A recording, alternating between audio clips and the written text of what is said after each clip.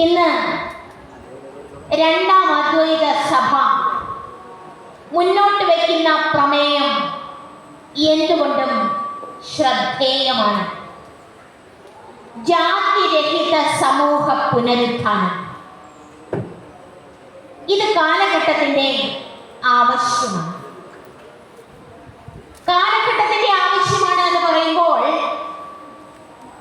വിദ്യാധിരാജ ഭട്ടാരക ഗുരു അദ്വൈത സത്യസ്വരൂപമാണ്, സത്യസ്വരൂപമായിരുന്നു.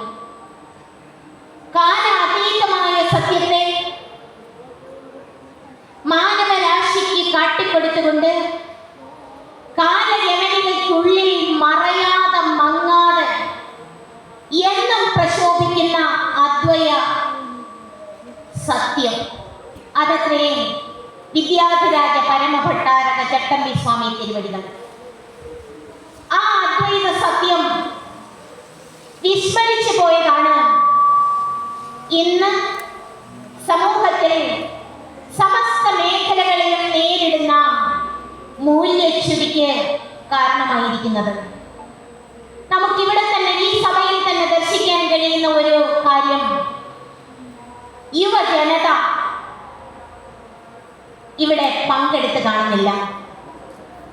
ഇതാരുടെ കുഴപ്പമാണ്? ഭാരതീയ ദാർശനികത എന്തുകൊണ്ട് ജനഹൃദയങ്ങളിൽ നിന്നും അകന്നു പോകുന്നു?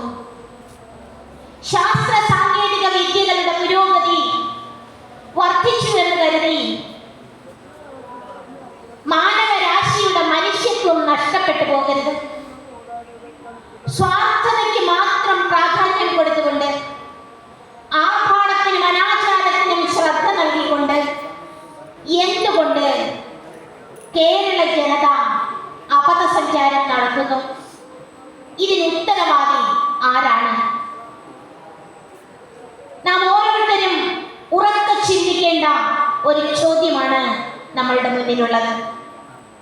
മൈക്കിന് മുന്നിൽ വന്നു നിന്നുകൊണ്ട് ഘോരഘോരം പ്രസംഗിക്കുകയും പരസ്പരം നാം അത് പറയുകയും ചെയ്യുന്നു, പരസ്പരം കുറ്റപ്പെടുത്തുന്നു. പക്ഷേ തന്റെ ഉത്തരവാദിത്വം ഓരോരുത്തരും നിർവഹിക്കുന്നുണ്ടോ ഇല്ലയോ? ഇതാണ് നാം നമ്മോട് ചോദിക്കേണ്ട ചോദ്യം. അദ്വൈതം എന്ന പദത്തിന്റെ അർത്ഥം തന്നെ രണ്ടില്ലാത്തത് എന്നാണ്, രണ്ടല്ലാത്തത് എന്നാണ്. രണ്ടില്ലാത്തത്, രണ്ടല്ലാത്തത് എന്ന് പറയുമ്പോൾ ഏകമായിരിക്കുന്ന പരിപൂർണ ചൈതന്യം. ചട്ടമ്പി സ്വാമി തിരുവടികളുടെ കൃതികളെ പരിശോധിച്ചു നോക്കിയാലും വളരെ കൃത്യമായി സ്പഷ്ടമായി ഇത് വ്യക്തമാക്കുന്നുണ്ട്. ചട്ടമ്പി സ്വാമി തിരുവടികൾ അദ്വൈത ചിന്താപദ്ധതി എന്ന ഒരു ഗ്രന്ഥം രചിച്ചിട്ടുണ്ട് എങ്കിൽ ശ്രീ ശങ്കര ഭഗവത്പാദർ അദ്വൈത മത പുനഃസംസ്ഥാപകനായിരുന്നു. ശ്രീനാരായണ ഗുരു ഇവിടെ വന്നു പോയിട്ടുള്ള സത്യദർശികളായ സകല ഗുരുക്കന്മാർക്കും ഒരേ ഒരു കാര്യമേ പറയാനുള്ളൂ: ഏകം സത്, സർവം ഖണ്ഡിതം ബ്രഹ്മ. ഈ കാണുന്ന സർവ്വതും ഏകമായിരിക്കുന്ന ബ്രഹ്മമാണ്. ഇത് കാണാതെ പഠിച്ചു പറഞ്ഞതല്ല. ഭാരതത്തിലെ സത്യദർശികളായ ഋഷീശ്വരന്മാർ ഊഹാപോഹത്തിന്റെ ബലത്തിലോ കേവലം കൽപ്പനയുടെ ബലത്തിലോ അല്ലെങ്കിൽ പാഠപുസ്തകങ്ങളിൽ നിന്ന് ഗ്രഹണം ചെയ്തോ മാനവരാശിയെ ഒന്ന് സന്തോഷിപ്പിക്കുന്നതിന് വേണ്ടി പറഞ്ഞ വാക്കുകളല്ല. സ്വയം തപസ്സിലൂടെ അനുഭൂതമാക്കിയ മഹത് തത്വത്തെ മാനവരാശിയുടെ ക്ഷേമത്തിന് വേണ്ടി, ശ്രേയസ്സിനും പ്രേയസ്സിനും വേണ്ടി ഉദ്ബോധിപ്പിച്ച ആ സത്യം ഇന്ന് ഋഷി കവാടങ്ങളിൽ മാത്രം ഒതുങ്ങിപ്പോയിരിക്കുന്നു. സത്യം പറഞ്ഞാൽ വളരെ വിഷമമുണ്ട്. വിഷമമെന്ന് പറയുമ്പോൾ തെറ്റിദ്ധരിക്കേണ്ട, അങ്ങനെയുള്ള വിഷമമല്ല.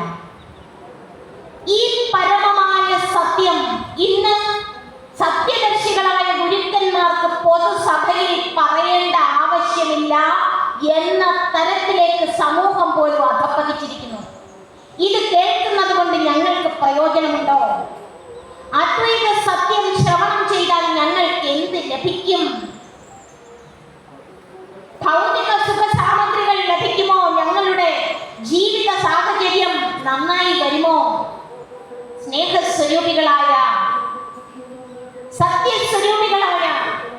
ജ്ഞാന സ്വരൂപികളായ ബോധ ചൈതന്യമേ, ഈ പറയുന്നത് സത്യമാണ്.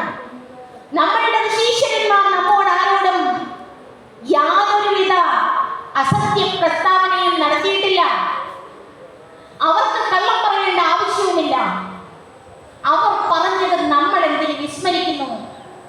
അജ്ഞാനികളായിട്ട്, മൂഢന്മാരായിട്ട് എന്തുകൊണ്ട് ജീവിതം നയിക്കുന്നു? ശങ്കര ഭഗവത്പാദരും വിദ്യാധിരാജ പരമഭട്ടാരക ഗുരുവര്യനും നമ്മളോട് പറഞ്ഞു, അദ്വയ സത്യം, അത് തന്നെയാണ് പരമമായ യാഥാർത്ഥ്യം. ഇത് കേട്ട് പഠിച്ചതല്ല, കാണാതെ പഠിച്ചതല്ല, പിന്നെയോ അനുഭൂതമാക്കിയ ആ മഹത് ദർശനത്തെ എല്ലാവർക്കും വേണ്ടി എഴുതി വെച്ചതാണ് വേദപ്രമാണം. അല്ലാതെ വേദം കാണാതെ പഠിച്ചിട്ട് ഉണ്ടായതല്ല. അത് അനുഭൂതമാക്കിയതിനെ പറഞ്ഞതാണ്. പഠിച്ച് അനുഭൂതമാക്കിയതല്ല, അനുഭൂതമാക്കിയതിനെ പറഞ്ഞതാണ് ഭാരതീയ ദാർശനിക സത്യം. ചട്ടമ്പി സ്വാമി തിരുവടികളുടെ അദ്വൈത ചിന്താ പദ്ധതി എന്ന ഗ്രന്ഥം ആരംഭിക്കുന്നത് തന്നെ അഖണ്ഡ പരിപൂർണ സച്ചിദാനന്ദമായി പ്രശോഭിക്കുന്ന ബ്രഹ്മവസ്തുവിൽ. എന്താ പറഞ്ഞത്? ഒന്ന് ആവർത്തിക്കാമോ? അഖണ്ഡ പരിപൂർണ സച്ചിദാനന്ദമായി പ്രശോഭിക്കുന്ന ബ്രഹ്മവസ്തുവിൽ. രജ്ജുവിൽ സർപ്പം, സ്ഥാണുവിൽ പുരുഷൻ, കാനയിൽ ജലം, ശുക്തിയിൽ രജതം, ആകാശത്തിൽ കൃഷ്ണവർണം മുതലായവ ആരോപിതങ്ങളായി തോന്നുന്നത് പോലെ മൂലപ്രകൃതി എന്നൊരു ശക്തി വിവർത്തമായി ചേഷ്ടിച്ചു. ഇവിടെ ഇരിക്കുന്ന വിദ്യാധിരാജ ഭക്തരെല്ലാം ഈ പ്രഥമ വചനം ഹൃദിസ്ഥമാക്കണമെന്ന് ഞാൻ സ്നേഹപൂർവ്വം അഭ്യർത്ഥിക്കുകയാണ്. നിങ്ങൾ ഏത് വേദിയിൽ ചെന്നാലും ഇത് പറയണം. ഇവിടെയായിരിക്കും അദ്വൈത വേദാന്ത പ്രചരണത്തിന്റെ പ്രാരംഭം. ബുദ്ധിഭേദം ജനയേ എന്ന്, ബുദ്ധിഭേദം ഉണ്ടാക്കരുത്. കർമ്മയോഗികളായിട്ടുള്ളവർക്ക് ബുദ്ധിഭേദം ഉണ്ടാക്കരുത്, ഭക്തിയോഗികളായിട്ടുള്ളവർക്ക് ബുദ്ധിഭേദം ഉണ്ടാക്കരുത്. അവർ അത് തുടർന്നുകൊള്ളട്ടെ. അത് തുടരണ്ട എന്നല്ല പറഞ്ഞത്. പിന്നെയോ പരമമായ സത്യം ശ്രവണം ചെയ്തുകൊണ്ട് കർമ്മയോഗിയായി തുടരാൻ കഴിയണം. ഗീത ബ്രഹ്മവിദ്യയാണ്. ശ്രീമദ് ഭഗവത്ഗീതാസു ഉപനിഷത്സു ബ്രഹ്മവിദ്യായ യോഗശാസ്ത്രേ, അത് അദ്വൈത സത്യത്തെയാണ് പ്രഘോഷിക്കുന്നത്. പക്ഷേ ആ അദ്വൈത സത്യത്തെ ഇന്നാരും ശ്രവണം ചെയ്യാൻ തയ്യാറാകുന്നില്ല. ഏകദേശം 25 വർഷം മുമ്പ് നിങ്ങളൊന്ന് ശ്രദ്ധിക്കൂ. നമ്മളുടെ അദ്വൈത സഭകൾ എന്ത് ഗംഭീരമായിരുന്നു. എന്തിനേറെ പറയുന്നു, ഒരു 15 വർഷം മുമ്പാണ് പന്മന ആശ്രമത്തിൽ വെച്ച് നിജാനന്ദ വിലാസം എന്ന കൃതി അന്തർയോഗങ്ങൾക്ക് 2.5 വർഷക്കാലം ചെയ്തിരുന്ന വേളയിൽ അവിടെ ഒരു 280ഓളം ആൾക്കാർ വന്ന് ആ അദ്വൈത സഭയിൽ പങ്കെടുത്തിരുന്നു, അന്തർയോഗത്തിനുണ്ടായിരുന്നു. എനിക്ക് ഏറ്റവും ആനന്ദം നൽകിയിരുന്ന ഒരു കാലമായിരുന്നു ആ 2.5 വർഷക്കാലം. ഇന്ന് ആ അന്തർയോഗം നമുക്ക് പുനരാരംഭിക്കേണ്ടതായിട്ടുണ്ട്. അങ്ങനെ ആശ്രമത്തിന്റെ എല്ലാ നേതൃത്വം വഹിക്കുന്നവരും ഇവിടെയുണ്ട്. ഞാൻ പറഞ്ഞു വരുന്നത്, അദ്വൈത ചിന്ത ജനഹൃദയങ്ങളിൽ നിന്നും മാറി നിന്നുപോയി. നിജാനന്ദ വിലാസം ചട്ടമ്പി സ്വാമി തിരുവടികൾ തർജ്ജമ ചെയ്ത ഗ്രന്ഥമാണെങ്കിലും അത് തികച്ചും അദ്വൈതമാണ്. അദ്വൈത ചിന്താ പദ്ധതിയിൽ ബ്രഹ്മത്തിന്റെ സ്വരൂപം, ദൈവത്തിന്റെ സ്വരൂപമാണ് പ്രഥമമായി പറഞ്ഞിരിക്കുന്നത്. അഖണ്ഡ പരിപൂർണ സച്ചിദാനന്ദം. ഒന്ന് പറയാമോ? അഖണ്ഡം എന്ന പദത്തിന്റെ അർത്ഥം ഭാഗിക്കാൻ കഴിയാത്തത്. എന്താണ് ഭാഗിക്കാൻ കഴിയാത്തത്? പരിപൂർണം എന്ന് പറഞ്ഞാൽ പൂർണ്ണം. പൂർണ്ണം എന്ന് പറഞ്ഞാൽ അതില്ലാത്തതായി ഒന്നുമില്ല, അതല്ലാത്തതായി ഒന്നുമില്ല, അതില്ലാത്ത ഇടമെങ്ങുമില്ല. അതിന്റെ അർത്ഥം അത് പരിപൂർണമാണ്, സർവവ്യാപിയാണ്. അല്ലേ? സർവവ്യാപി എത്രയുണ്ടാകും? സർവവ്യാപി എത്രയുണ്ട്? 1. 2 ഉണ്ടെങ്കിൽ അത് സർവവ്യാപിയാകുമോ? സർവവ്യാപി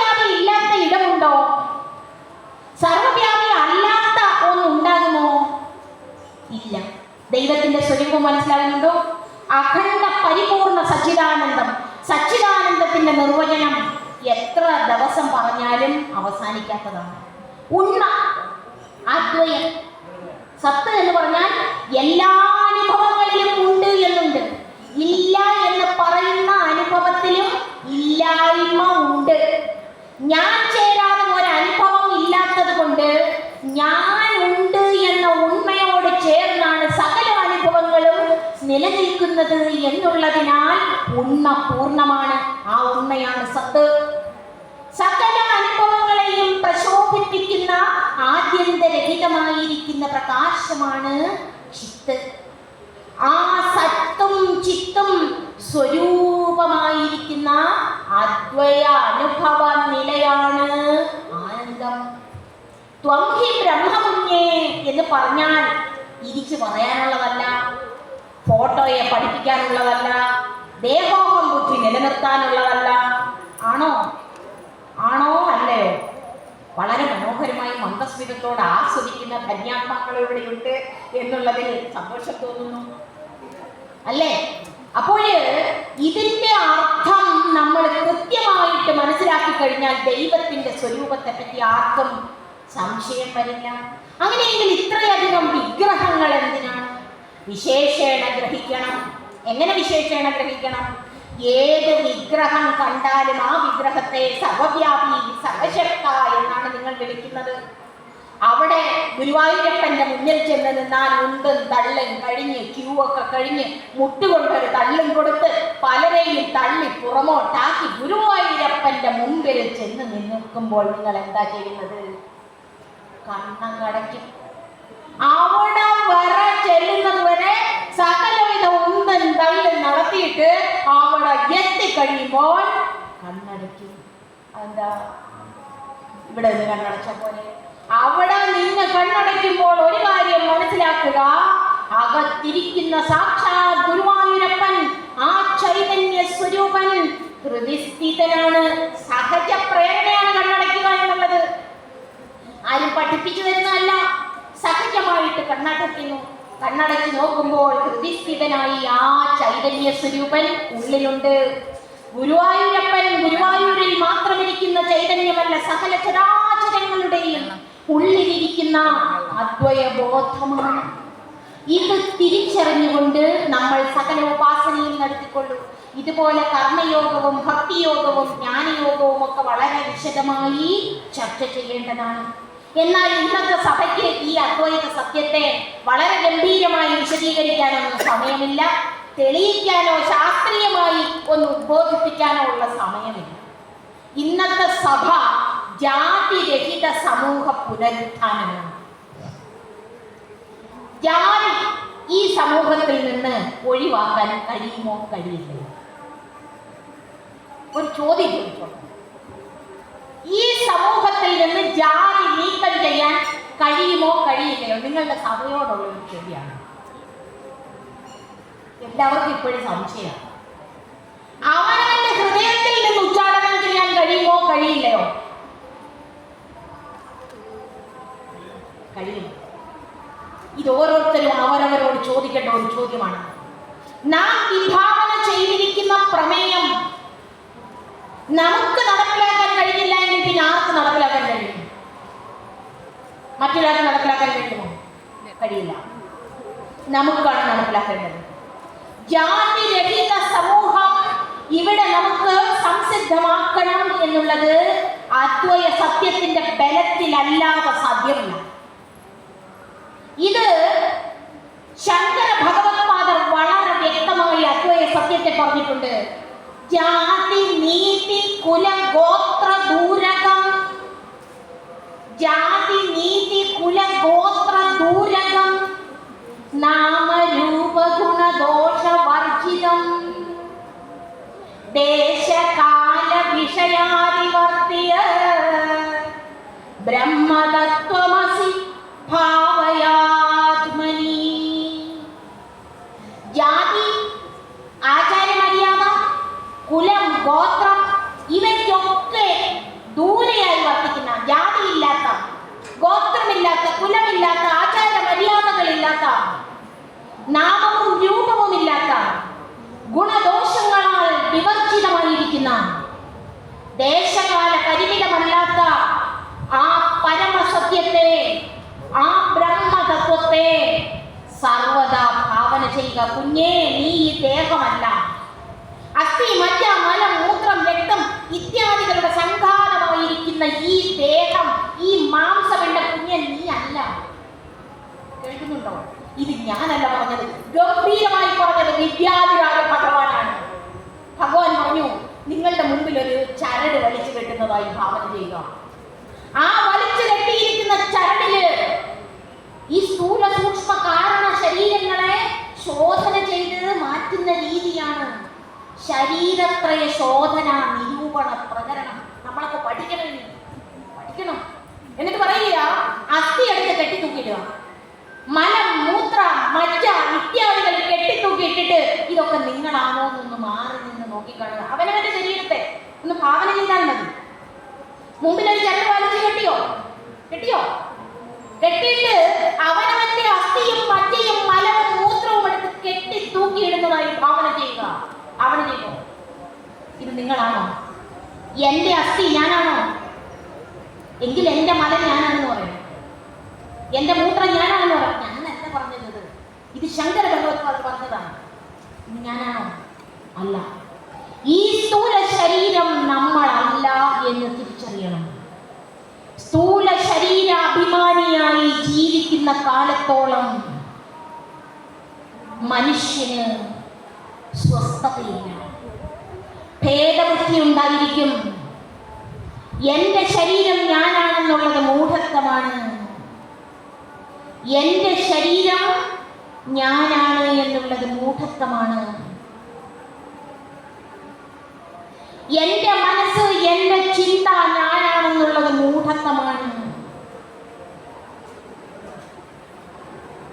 എന്റേത് ഞാനല്ല എന്ന് തിരിച്ചറിയുന്നതിന് എത്ര സമയം വേണം? എന്റെ വള, എന്റെ മാല, എന്റെ ചെരുപ്പ്, എന്റെ കണ്ണാടി ഇതൊക്കെ ഞാനാണോ? ആണോ? അല്ല. എങ്കിൽ എന്റെ ശരീരം ഞാനാണോ? എന്റെ ചിന്ത ഞാനാണോ? എന്റെ പ്രാണൻ ഞാനാണോ? അല്ല. അതുകൊണ്ടാണ് ശങ്കര ഭഗവത്പാദരൻ വ്യക്തമായി പറഞ്ഞു, മനോബുദ്ധി അഹങ്കാര ചിത്താനി നാഹം നജ ശ്രോത്രജിഹ്വേ നജ ഘ്രാണനേത്രേ നജ വ്യോമ ഭൂമിർന തേജോ ന വായു ചിദാനന്ദരൂപ ശിവോഹം ശിവോഹം ചിദാനന്ദരൂപ ശിവോഹം ശിവോഹം ചിദാനന്ദരൂപ ശിവോഹം ശിവോഹം. കാണാതെ പഠിക്കാനല്ല. ഇത് തന്നെയാണ് വിദ്യാധിരാജ ഭഗവാനും പറഞ്ഞിരിക്കുന്നത്. ഇത് തന്നെയാണ് ശ്രീനാരായണ ഗുരുവും പറഞ്ഞിരിക്കുന്നത്. ഇത് തന്നെയാണ് ഇവിടെ വന്നു പോയിട്ടുള്ള സത്യദർശികളായ സകല ഗുരുക്കന്മാരും പറഞ്ഞിരിക്കുന്നത്. നമ്മൾ കേൾക്കണം. പിന്നെ ഈ കാണുന്ന പ്രപഞ്ചം എന്താണ് എന്ന് ചിന്തിക്കുന്നതിന് മുമ്പ് ഇപ്പോൾ കർക്കടക മാസം നടക്കുകയല്ലേ. രാമായണത്തിൽ ഈ ദേഹത്തെ പറ്റി എന്താ പറഞ്ഞിരിക്കുന്നത്? കാണാതെ പഠിച്ചു. നമ്മളൊക്കെ രാവിലെ മുതൽ വൈകുന്നേരം വരെ ഒരു മൈക്കിന്റെ മുമ്പിലിരുന്ന് രാമന്റെ ഒരു പടവും വെച്ച് രാമനെ പാടി പഠിപ്പിക്കും. വേണമെങ്കിൽ ഇനി രാമൻ പഠിച്ചു. നമ്മൾ കേൾക്കൂല. ദേഹം നിമിത്തം ബാക്കി അത് എല്ലാവർക്കും കാണാൻ അറിയാം. പറയൂ. അഹം ബുദ്ധി കൈക്കൊണ്ട് മോഹം കലർന്ന് ജന്തുക്കൾ നിരൂപിക്കും. ആര് നിരൂപിക്കും? ഒരു 10 പ്രാവശ്യം പറയാൻ പറ്റും, കുഴപ്പമില്ല. ദേഹം നിമിത്തം, ഈ ദേഹ നിമിത്തം അഹബുദ്ധി കൈക്കൊണ്ടിട്ട് ഞാൻ ഈ ദേഹമാണെന്ന് വിചാരിച്ചിട്ട് മോഹബദ്ധനായിട്ട് മോഹം കലർന്ന് ആര് നിരൂപിക്കും? ജന്തുക്കൾ. ആര് നിരൂപിക്കും? ജന്തുക്കൾ നിരൂപിക്കും. ബ്രാഹ്മണോഹം ആഢ്യോഹം നരേന്ദ്രോഹം. ജന്തുക്കളാ വിചാരിക്കുന്നത് ഞാൻ ബ്രാഹ്മണനാണ്. നമ്മൾ സാധാരണ പറയും ജന്തുക്കളായി പോയി. തുഞ്ചത്താചാര്യൻ വളരെ വാത്സല്യത്തോടു കൂടി കാരുണ്യത്തോടു കൂടി നമ്മളെ വിളിച്ച് ഉപദേശിക്കുകയാണ്. കുഞ്ഞെ, ജന്തുക്കളാ വിചാരിക്കുന്നത് ഞാൻ ബ്രാഹ്മണനാണ്, ഞാൻ നായരാണ്, ഞാൻ ഞാൻ ഈഴവനാണ്, ഞാൻ പുലയനാണ്, ഞാൻ പറയനാണ്, ഇങ്ങനെയൊക്കെ വിചാരിക്കുന്നത് ദേഹം ബുദ്ധി കൈക്കൊണ്ട മൂഢാത്മാക്കളാണ്. ആരാ? ജന്തുക്കളാണ്. ആരാ വിചാരിക്കുന്നത്? ജന്തുക്കൾ നിരൂപിക്കും. ബ്രാഹ്മണോഹം നരേന്ദ്രോഹം കാഠ്യോഹം എന്നിങ്ങനെ വിചാരിച്ചിരുന്നിട്ട് ആമ്രേടിനം കലർന്നിടും ദശാന്തരേ നിനക്ക് വിചാരിച്ചിരിക്കുക ഞാൻ വലിയ എല്ലാരാണ്, ഞാൻ വലിയ കേമനാണ്, അല്ലേ, നായരാണ്, ബ്രാഹ്മണനാണ്, ഇനി എന്ത് ജാതി വേണമെങ്കിലും പറഞ്ഞോളൂ, അതിനകത്ത് എന്ത് വേണമെങ്കിലും ചേർത്ത് വെച്ചോളൂ. ഇങ്ങനെ വിചാരിച്ചുകൊണ്ടിരിക്കുമ്പോഴോ ജന്തുക്കൾ ഭക്ഷിച്ച് കാട്ടിച്ചു പോകില്ല. ഈ ശരീരം എവിടെയും കൊണ്ടെടുപ്പോ ജന്തുക്കൾ വന്ന് ഭക്ഷിക്കും, അതിന്റെ കാഷ്ടമായിട്ട് വരും ഈ ശരീരം. നമ്മളിങ്ങനെ വിചാരിച്ചോണ്ടിരിക്കുന്ന ശരീരം ജന്തുക്കൾ ഭക്ഷിച്ച് കാട്ടിച്ചു പോകില്ല, ബന്ധം എണ്ണീറായി ചമഞ്ഞു പോകിയിടില്ല. അത് ഭസ്മമായി തീരാം ഒരു പക്ഷേ, അല്ലേ, ഒരു പക്ഷെ അത് ചാരമായി തീരാം. മണ്ണിന് കീഴായി കൃമികളായി പോകില്ല. മണ്ണിന്റെ കീഴില് ഒന്നുകിൽ അത് കൃമിയായി തീരും. കൃമിയായി എന്ന് പറഞ്ഞാൽ ഈ ശരീരം എന്താ? കൃമിയായിട്ട് തീരാൻ. നന്നല്ല ദേഹം നിമിത്തം മഹാമോഹം. ഈ ദേഹ നിമിത്തമുള്ള മോഹം എന്റെ കുഞ്ഞെ നല്ലതല്ല. നമ്മൾ ഈ എത്ര കാലം ഈ രാമായണം വായിച്ചാൽ എല്ലാം വേദാന്ത തത്വമാണ്. ഇത് മാത്രമല്ല ഞാൻ പറയുന്നത്, ഇതൊക്കെ നമ്മൾ പറയുന്നതല്ലാതെ ശരിക്കും ഹൃദയം കൊണ്ട് കേൾക്കുന്നുണ്ടോ? ശരിക്കും ഹൃദയം കൊണ്ട് നാം കേൾക്കുന്നുണ്ടോ? എത്ര കാലം നമ്മൾ ഇങ്ങനെയൊക്കെ ചിന്തിച്ച് എന്തൊക്കെയോ നേടിയെടുത്തു, എന്തൊക്കെയോ സാധിച്ചു, എനിക്ക് ജയമുണ്ടായി, ഞാൻ ഇങ്ങനൊക്കെ ചെയ്തു എന്നൊക്കെ വിചാരിക്കുന്നത് കേവലം മൂഢത്വമാണ്. ഇവിടെ സർവത്ര പൂർണ്ണമായിരിക്കുന്ന ഏക ചൈതന്യം മാത്രമേ ഉള്ളൂ. നമ്മളുടെ ഈ ഭേദബുദ്ധി അവിദ്യയാണ്. ഉപനിഷത്ത് പറയും, വേദം പറയും, ഭേദദൃഷ്ടിരവിദ്യ. അവിദ്യ കാരണമാണ് ഞാൻ വേറെ നീ വേറെ എന്ന് ചിന്തിക്കുന്നത്. സകല ചരാചരങ്ങളെയും ഏകമായി കണ്ടവരാണ് മഹാത്മാക്കൾ, സത്യദർശികൾ. അവരെല്ലാറ്റിനെയും ഒരുപോലെ സ്നേഹിക്കും. ആ സ്നേഹം നിരുപാധികമായ സ്നേഹമാണ്, ഒന്നും പ്രതീക്ഷിക്കാതെയുള്ള സ്നേഹമാണ്.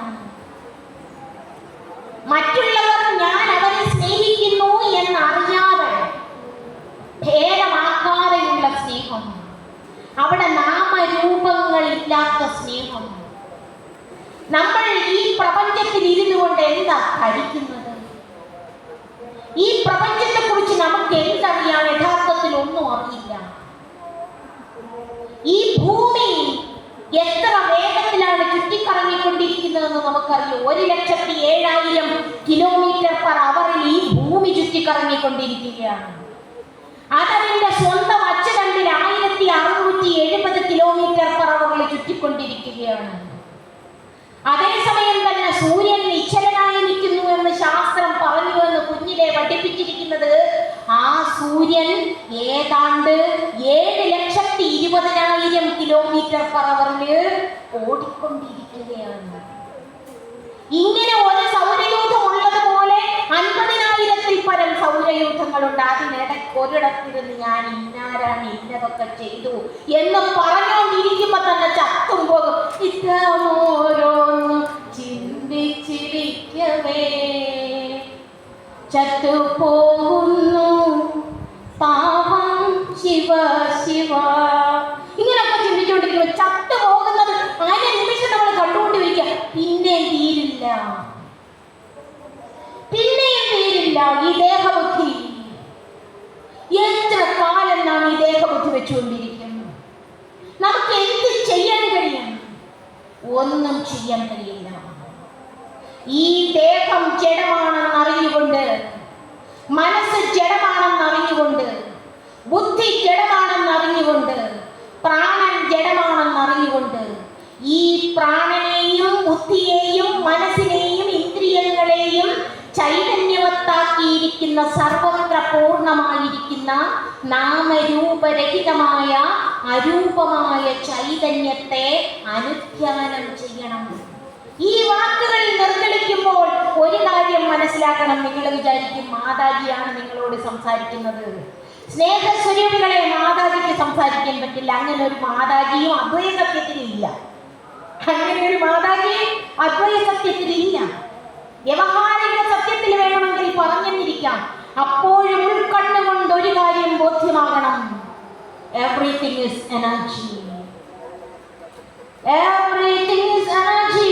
Energy can neither be created nor be destroyed. എല്ലാം ഊർജമാണ്.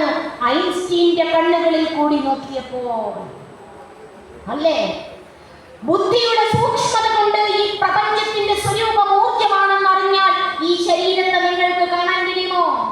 ശരീരത്തിലെ ഓരോ കോശങ്ങളും ഊർജമാണ്. ഈ ശരീരം പോലെ തന്നെ ആ ശരീരം, ഈ ഇരിക്കുന്ന സകല ശരീരങ്ങളും ശരീരങ്ങൾ തമ്മിൽ എന്തെങ്കിലും ഭേദമുണ്ടോ? നിങ്ങൾ സ്വല്പം ഒന്ന് ചിന്തിക്കാൻ തുടങ്ങിയപ്പോൾ പോലും നിങ്ങളുടെ ഭേദദൃഷ്ടി പോയി കഴിഞ്ഞു അല്ലേ? അതുകൊണ്ട് നമ്മൾ ഇനിയും ഈ ശരീരത്തിൽ ഇരുന്നു കൊണ്ട് ഭേദബുദ്ധി വളർത്തരുത്. ഇതൊക്കെ ഇങ്ങനെ പറയാൻ കൊള്ളാം. നമുക്ക് പ്രാവർത്തികമാക്കാനോ സാമാജിക നന്മയ്ക്ക് പ്രയോജനപ്പെടുത്താനോ സാധ്യമല്ല എന്ന് ആരെങ്കിലും ചിന്തിക്കുന്നുവെങ്കിൽ അത് മൂഢത്വമാണ്. ഒരു കാര്യം ബോധിച്ചു കൊള്ളുക, ഇത് സാധ്യമാണ്. ഇത് പുനരുജ്ജീവനത്തിന്റെ, ഉന്മേഷത്തിന്റെ, ഉണർവിന്റെ ഒരു കാലഘട്ടമാണ്. വിദ്യാധിരാജ ഭഗവാന്റെ അനുഗ്രഹ കടാക്ഷത്താൽ അദ്വൈത സഭ ഉജ്ജീവിപ്പിക്കപ്പെട്ട് കഴിഞ്ഞു. അതുകൊണ്ട് തീർച്ചയായിട്ടും നമ്മൾ ഓരോരുത്തരും ഈ അദ്വൈത സത്യം ഓരോ വേദികളിലും പ്രഘോഷിക്കുന്ന ഒരു സമയം ഉണ്ടാകണം. നിങ്ങളോട് ഞാൻ തുടക്കത്തിൽ ചോദിച്ചു, ഇത് നിങ്ങൾക്ക് സാധ്യമാകുമോ, സമാജത്തിന് സാധ്യമാകുമോ എന്നൊക്കെ ചോദിച്ചു. ഇനി ഒരു കാര്യം പറയാം. ഇവിടെ ഇങ്ങനെ ഒരു വിദ്യാധിരാജപുരത്ത് ഭഗവാന്റെ ഇത്രയും ഗംഭീരമായ ഒരു പ്രതിമ ഉണ്ടായത് എവിടെയാണ് ആദ്യം? എവിടെയാണ് ആദ്യം ഉണ്ടായത്? മനസ്സിൽ ഉണ്ടായത്. ഭാവനയിലാണ് അല്ലേ? ഒരാളിന്റെ ഉള്ളിൽ ഉദയമായ ആശയത്തെ പുറത്തേക്ക് പ്രകടിപ്പിച്ചതാണ് ഇവിടെ ഇങ്ങനെ ഉണ്ടായത്. അതുപോലെ ഏത് മഹത്തായ ദൗത്യത്തിന്റെയും പിന്നിൽ ഉണ്ടാകുന്നത് ഭാവനയാണ്. ബ്രഹ്മതത്വമസി ഭാവയാത്മനി ത്വം ഹി ബ്രഹ്മ കുഞ്ഞേ ത്വം ന ശരീരഃ. നീ സ്ഥൂല ശരീരമല്ല, നിന്റെ ചിന്ത ഒന്നും നീയല്ല. കൽപ്പനയറ്റൊരു ചിപ്പുരുഷൻ നീ, കൽപ്പനയറ്റൊരു ചിപ്പുരുഷൻ നീ, കൽപ്പിക്കുമ്പോൾ അല്പജ്ഞൻ. കൽപ്പനയറ്റൊരു ചിപ്പുരുഷൻ നീ, കൽപ്പിക്കുമ്പോൾ അല്പജ്ഞൻ. തത്പദ സാരം അറിഞ്ഞ്, തത്പദ സാരം അറിഞ്ഞ് വികൽപ്പം നിൽപ്പില്ലെങ്കിൽ സർവജ്ഞൻ. തത്പദ സാരം. നീ കൽപ്പനയെ മാറ്റൂ. കൽപ്പന സത്യമല്ല, അത് നിന്റെ തോന്നലാണ്. കൽപ്പനയൊക്കെ ചിപ്പുരുഷനാണ് നീ. അങ്ങനെ നീ ആ ചിപ്പുരുഷനെ അറിയൂ, തത്പദസാരം അറിയൂ. തത്വം അസി എന്ന് പറയുന്ന, തത്വമസി എന്ന മഹാവാക്യത്തിലെ തത്പദത്തിന്റെ അർത്ഥം അത് എന്നാണ്. സാധാരണ അതിനെന്ന് പറയാൻ കഴിയുന്നതല്ല, ഇതെന്നും പറയാൻ കഴിയുന്നതാണ്. എന്നാൽ തത്വമസിയിലെ തത്തിന്റെ അർത്ഥം അതെന്നും ഇതെന്നും പറയാൻ കഴിയാത്തതേതോ അതാണ് തത്വം. അതെന്നും ഇതെന്നും പറയാൻ കഴിയുന്നത് പരിമിതമാണ്. അതെന്നും ഇതെന്നും പറയാൻ കഴിയുന്നത് പരിമിതമാണ്. അതെന്നും ഇതെന്നും പറയാൻ കഴിയാത്ത പൂർണ്ണതയാണ് തത്.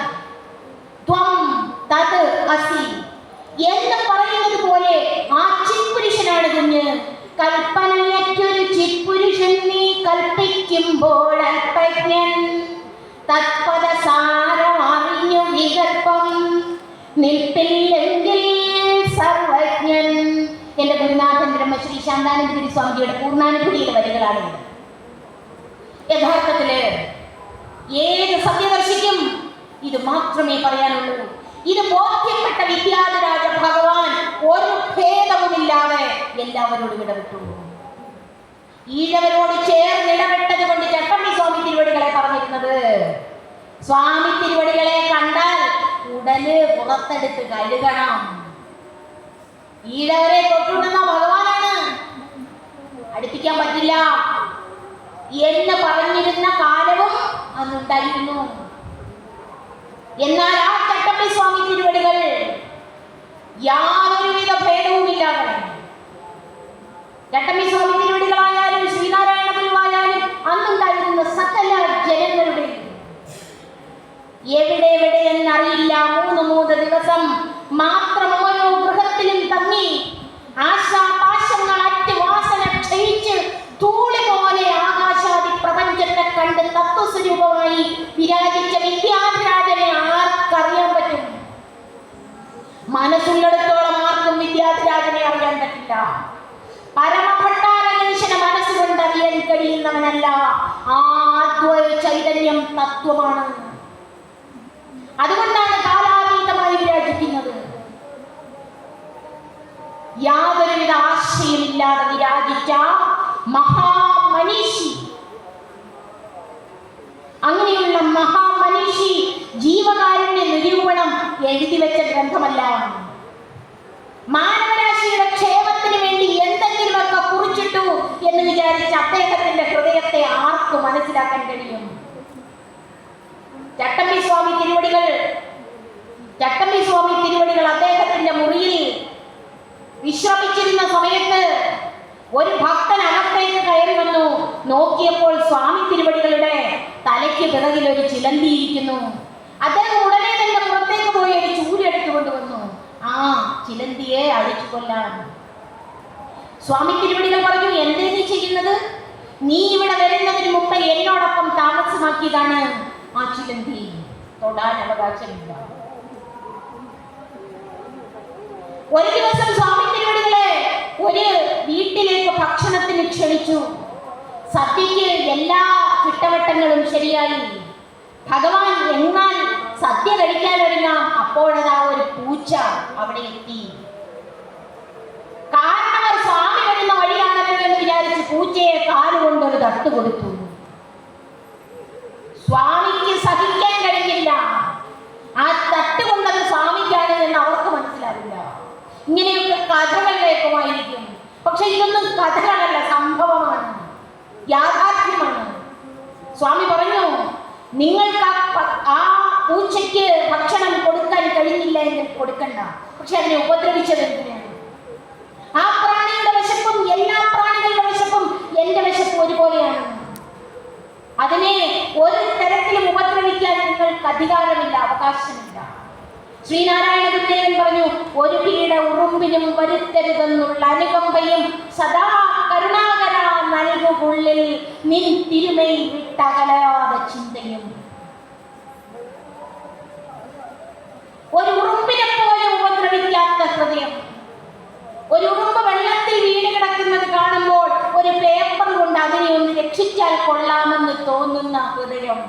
നിങ്ങൾ ഒന്ന് രക്ഷിച്ചു നോക്കൂ, നിങ്ങൾക്ക് വളരെ തൃപ്തി ഉണ്ടാകും. വെറുതെ ഒന്ന് ചെയ്തു നോക്കൂ. വെള്ളത്തിൽ കിടക്കുന്ന ഒരു ഉറുമ്പിനെ ഒരു പേപ്പർ കൊണ്ടൊന്ന് രക്ഷിച്ചു നോക്കൂ. അപ്പോൾ നിങ്ങളുടെ ഹൃദയം സകല ചരാചരങ്ങളോടും ദയ തോന്നുന്ന, കാരുണ്യം തോന്നുന്ന ഒരു ഹൃദയമായി പരിണമിക്കും. ക്രമേണ നിങ്ങൾക്ക് ഒന്നിനെയും ചിന്ത കൊണ്ടോ വാക്കുകൊണ്ടോ പ്രവൃത്തി കൊണ്ടോ ഉപദ്രവിക്കാൻ കഴിയാത്ത ഒരു ഹൃദയം കൈവരും. അതാണ് അദ്വൈത സത്യത്തിന്റെ അവിസ്മരണീയമായിരിക്കുന്ന, അവാച്യമായിരിക്കുന്ന, അത്ഭുതാവഹമായിരിക്കുന്ന ശോഭ. അത് നമ്മളുടെ ഹൃദയത്തിൽ നിറച്ചിരിക്കണം. അതുകൊണ്ട് അങ്ങനെ ജീവിക്കണമെങ്കിൽ നമ്മൾ ഈ ശരീരമല്ല, പിന്നെയോ കൽപ്പനയില്ലാത്ത വസ്തുക്കളെ അറിയണം. അദ്വൈത ചിന്താപദ്ധതി ഇന്ന് നമ്മളുടെ പമ്പാതീർത്ഥം എന്ന ചെറുകോൽപ്പുഴ, അയിരൂർ ചെറുകോൽപ്പുഴ ഹിന്ദുമത മഹാമണ്ഡലത്തിന്റെ ഒരു പ്രസിദ്ധീകരണമുണ്ട്. അതില് ഒരു വ്യാഖ്യാനം, ഗദ്യകൃതികൾക്ക് സാധാരണ വ്യാഖ്യാനം എഴുതാറില്ല. ചട്ടമ്പി സ്വാമി തിരുവടികളുടെ അനുഗ്രഹപ്രകാരം അതിന്റെ ഒരു ചെറു വ്യാഖ്യാനം അദ്വൈത ചിന്താപദ്ധതിയുടെ അതിൽ ഖണ്ഡശിയായി വരുന്നുണ്ട്. അതിൽ വളരെ ഗംഭീരമായ ഒരു ഭാഗമുണ്ട്. എങ്ങനെയാണ് ഈ മൗന അവസ്ഥ, അദ്വൈത അവസ്ഥ അനുഭൂതമാക്കേണ്ടത്? എങ്ങനെ നമുക്ക് ഈ നാമരൂപങ്ങൾ ഇല്ലാതെ പ്രപഞ്ചത്തെ അനുഭവിക്കാം? ആചാര്യന്മാർ പറഞ്ഞിട്ടുണ്ട്. സാരല്ല, ഞാനിപ്പോ ഗൃഹസ്ഥന, അത് സന്യാസിമാർക്കുള്ളതാ. ഗൃഹസ്ഥനും സന്യാസിയും തമ്മിൽ എന്താ വ്യത്യാസം? എന്താ വ്യത്യാസം? ഗൃഹസ്ഥന് ഒരു 4 ചുവരുകൾക്കുള്ളിൽ കഴിയുന്നു, സന്യാസിയും 4 ചുവരുകൾക്കുള്ളിൽ കഴിയുന്നു.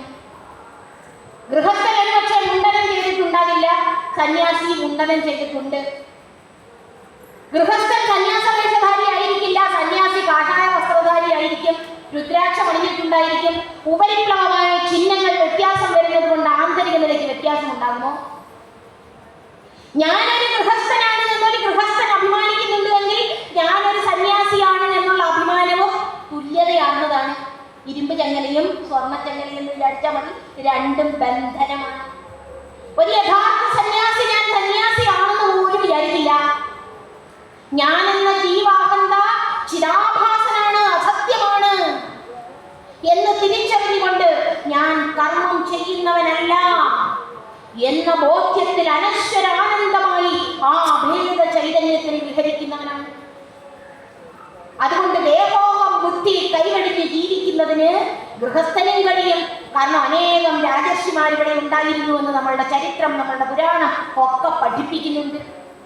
വസ്ത്രമൊന്നും മാറണ്ട, ചിഹ്നങ്ങളൊന്നും വേണ്ട. അനേകം ഗൃഹസ്ഥാശ്രമികൾ നല്ല വേദാന്തികളായിട്ട് ഇവിടെ ഉണ്ടായിരുന്നു. അതിന് കാഷായ വസ്ത്രം ധരിക്കണമെന്നോ ആശ്രമത്തിൽ പോയി താമസിക്കണമെന്നോ മുണ്ടനം ചെയ്യണമെന്നോ ഒന്നുമില്ല. ഉള്ളിലെ ചിന്തകൾ നാമരൂപരഹിതമായി തീരുന്നതിന് അനുപേക്ഷണീയമായ അത്യന്തം പ്രയോജനപ്രദങ്ങളായ അനുഷ്ഠാന പദ്ധതികൾ ഈ അദ്വൈത ചിന്താ പദ്ധതിയിലും നിജാനന്ദദാസ എന്ന കൃതിയിലും ഒക്കെ ഉണ്ട്.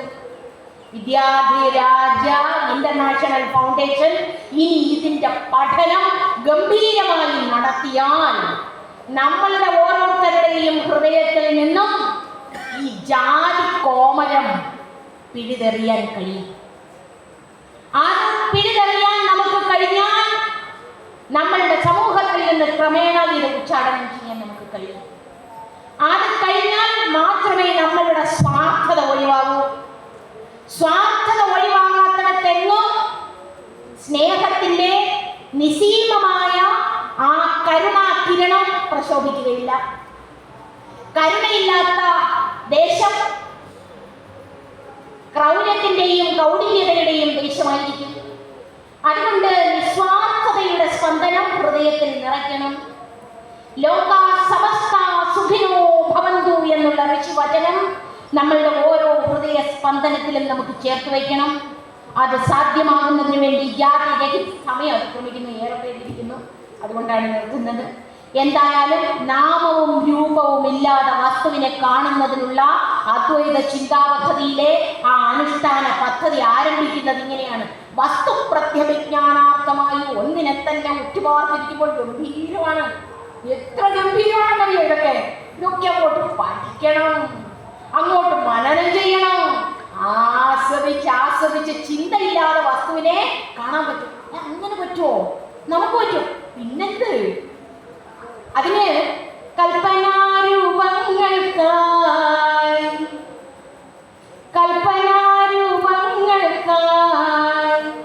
അർത്ഥങ്ങൾ നൽകിയിടാതെ, കൽപ്പനാരൂപങ്ങൾക്കായി അർത്ഥങ്ങൾ നൽകിയിടാതെ ശബ്ദത്തെ മാറ്റൂ ഹൃത്തിൽ തത്വത്തെ അറിഞ്ഞിടാം. നിങ്ങൾ കൽപ്പന ചെയ്യുന്ന വസ്തു, ഉദാഹരണമായി ഇത് വിളക്ക് എന്ന് കൽപ്പന ചെയ്യുന്നു. ഈ കൽപ്പന വിളക്ക് എന്ന ശബ്ദത്തെ മാറ്റിയിട്ട് അറിയാൻ ഒരു പദ്ധതി, അനുഷ്ഠാന പദ്ധതി വിദ്യാധിരാജ പരമഭട്ടാരക ചട്ടമ്പി സ്വാമി തിരുവടികൾ അദ്വൈത ചിന്താ പദ്ധതിയിൽ അവതരിപ്പിച്ചിട്ടുണ്ട്. അത് വളരെ ഗംഭീരമാണ്. സൂചിക്കത്തെ നയം പോലെ എങ്ങനെയാണ് ഈ അന്ധകരണം പ്രവഹിക്കുന്നത്. ഞാൻ ഇത്രയൊക്കെ പറഞ്ഞത് ഇങ്ങനെയൊക്കെ ഉണ്ടെന്ന് ഓർമ്മിപ്പിക്കാൻ, വിശദീകരിക്കാനല്ല. അതുകൊണ്ട് എന്ത് ചെയ്യണം? ഈ കൽപ്പന ചെയ്യുന്ന വസ്തുക്കളെ കൽപ്പന ഇല്ലാതെ അനുഭവിക്കുന്നതിനും ഏവർക്കും സാധ്യമാകും. ആധ്യാത്മികതയ്ക്കുള്ള ഏറ്റവും പ്രധാനപ്പെട്ട കാര്യം എന്താണെന്നറിയോ? എന്താണ് ആത്മീയത? ഹൃദയശുദ്ധി. ഹൃദയശുദ്ധി. രാഗദ്വേഷാദികൾ വേണ്ട, ഭേദബുദ്ധി വേണ്ട. ഇതിനാരാ നമുക്ക് തടസ്സം ചെയ്യുന്നത്? എല്ലാവരെയും സ്നേഹിക്കുന്നതിന് ആരെങ്കിലും നമ്മളെ തടസ്സപ്പെടുത്തുവോ? ആരെങ്കിലും നമ്മളെ തടസ്സപ്പെടുത്തുവോ? വെറുതെ